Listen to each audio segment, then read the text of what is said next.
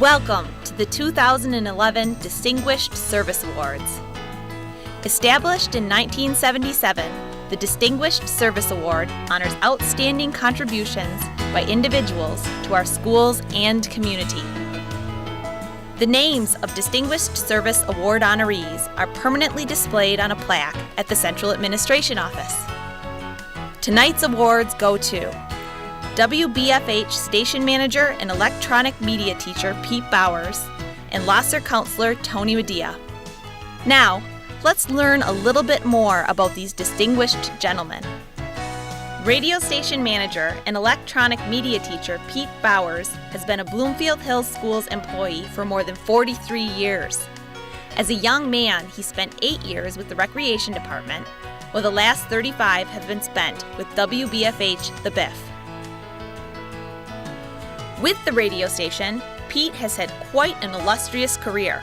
A few highlights? Under his leadership, WBFH has been named High School Station of the Year 7 times, and 74 students have won 95 state broadcasting awards from the Michigan Association of Broadcasters.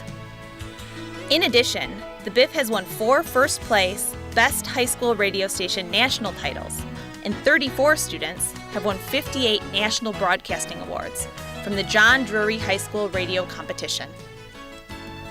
But really, though awards are great, Pete's true talents lie in his ability to connect with students and provide them with life-changing experiences. The Biff Alumni Network is vast, and with Pete's nurturing has provided educational and professional opportunities to multiple graduates. Even those that don't pursue broadcasting and go on to careers in other fields, like medicine or law, often credit Pete with helping them develop invaluable communication skills. He truly is a one-of-a-kind communications guru. Well, Pete and the community, I can sum it up in kind of a real short phrase. Community is his middle name. Okay, it's Charles for real, but community is Pete's middle name. He is very community-minded.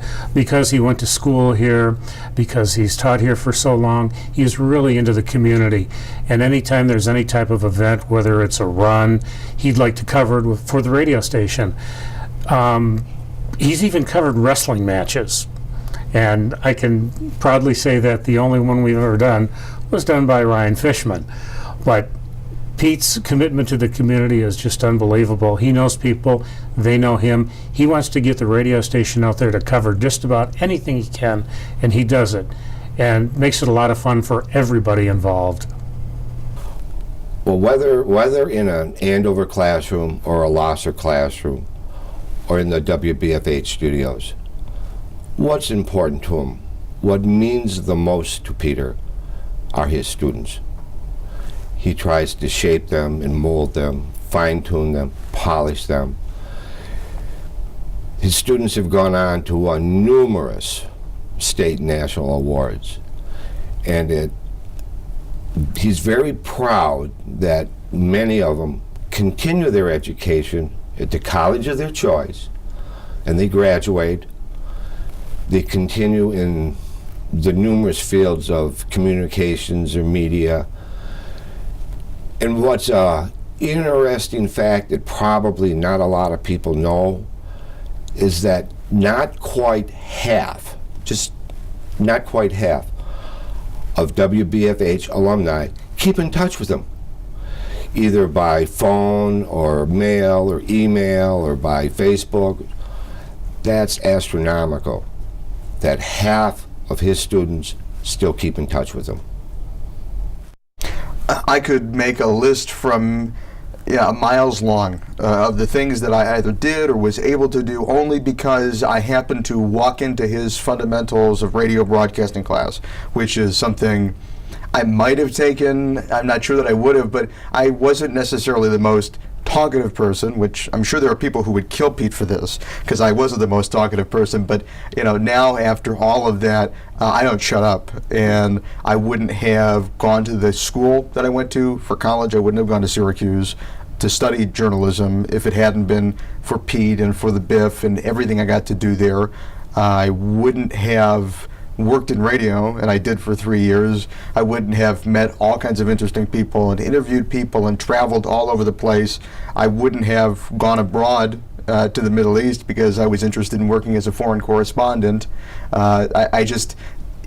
I could go day by, I wouldn't be in law school at the end of the day. So I could go through the list every day where just those 4 years made such a difference for me that I'll owe Pete and everybody else at the Biff and everybody else who was around such a debt of gratitude, because it really did. It did a lot of shaping. And I know that's what people are always talking about when they talk about good teachers, good educators. When Jake was in high school, and this is what my wife wanted me to tell about, he was kind of like a soft-spoken kid. He wasn't terribly shy, but he, like everybody else in high school, you want to have a circle of friends and you want to be involved in something that kind of floats your boat and you're interested in. And he wasn't finding anything. He was on the baseball team for a while and this and that, but he found his love and his drive in the radio broadcasting department here under Pete Bowers and Randy Carr. And Pete was kind of like a second dad to him, I guess. He always liked him a lot, and he was a good role model, and he kind of, I'm sure he emulated a lot of things he learned from Mr. Bowers. He's just a super guy. I don't know if you can't get along with Pete Bowers, you can't get along with anyone.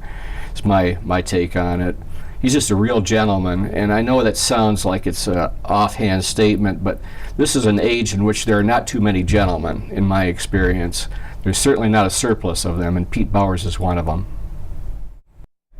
My oldest son, Ryan, is the one who's currently at the University of Michigan, and he was on the radio for 3 years, starting in his sophomore year after he took the electronics media course with Mr. Bowers. He loved high school. He really enjoyed high school. He actually transferred from Roper to Andover in order to go to Andover High School to take part in a lot of the extracurricular activities, especially the radio. And that was the best part of his day. He enjoyed doing the broadcasts. He wound up working with some tremendous kids, and especially with Mr. Bowers and Mr. Carr.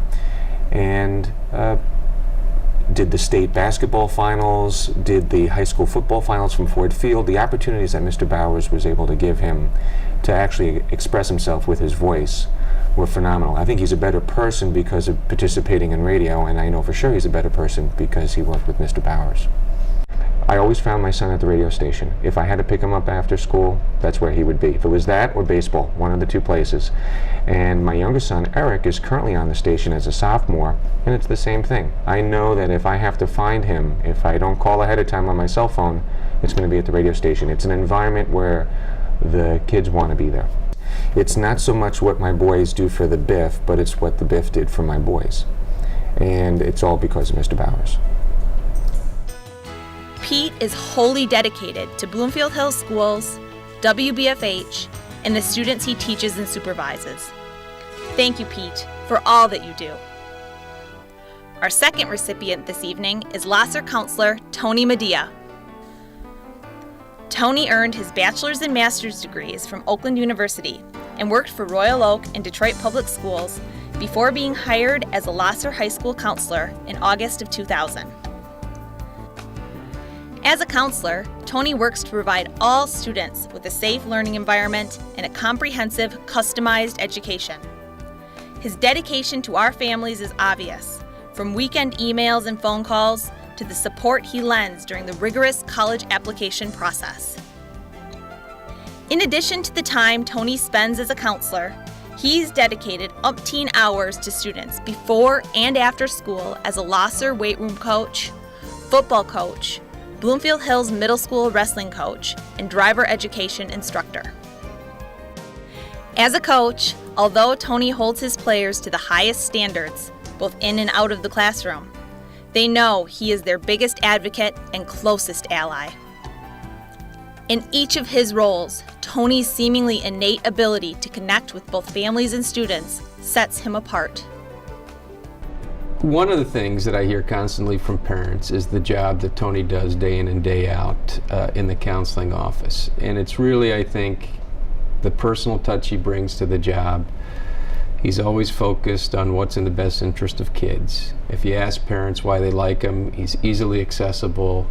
He works with them no matter how big or small the problem is. And in college, the college application process is a big part of what our counselors do, among many things. And he does it very well, and he helps navigate students and parents through the course of 4 years at Losser, and he's done it with determination and dedication, and parents realize that, and I've always received every year a letter from parents that get forwarded to me on the job he was doing, so I thought it was only fitting that he'd be recognized for his efforts this year.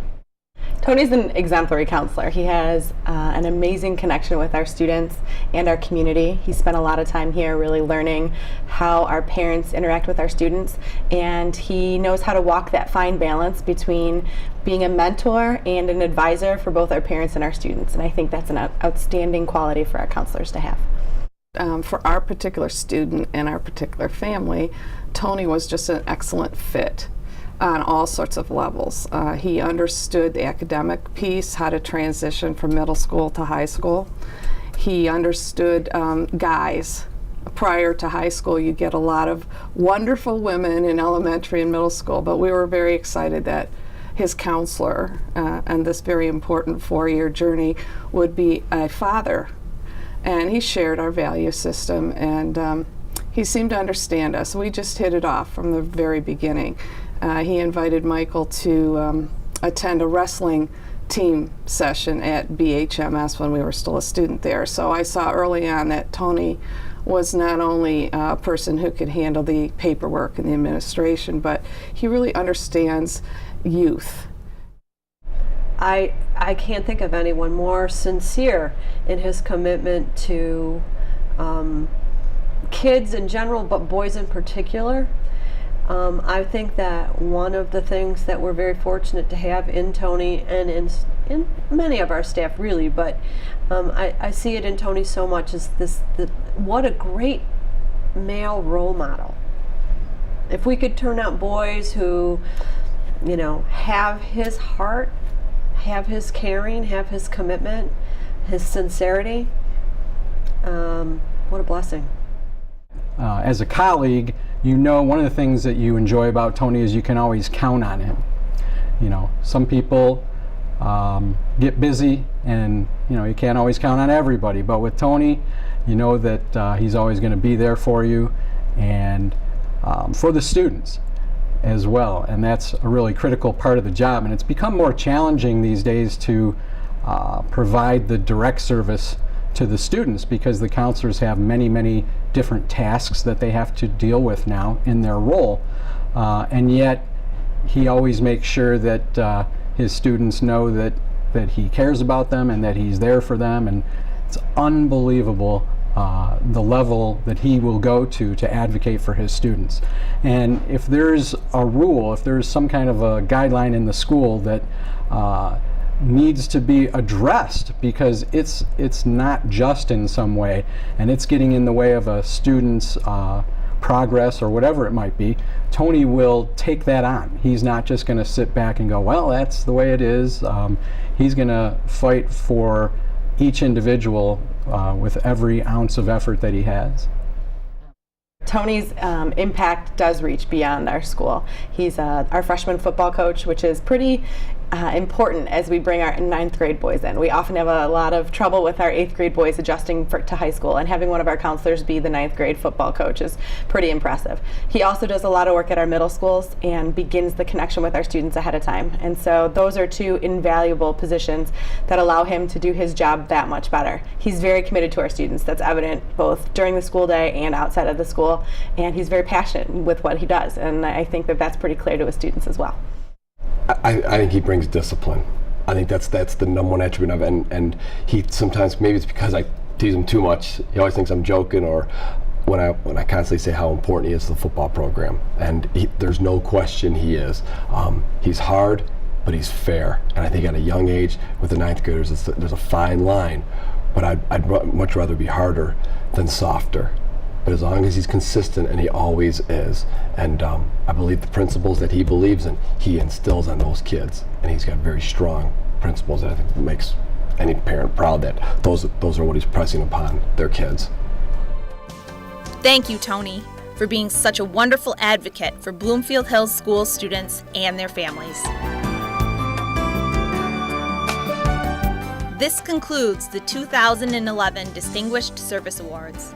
A heartfelt thank you and congratulations to tonight's recipients, and to all who have worked to improve the lives of Bloomfield Hills Schools students and our community.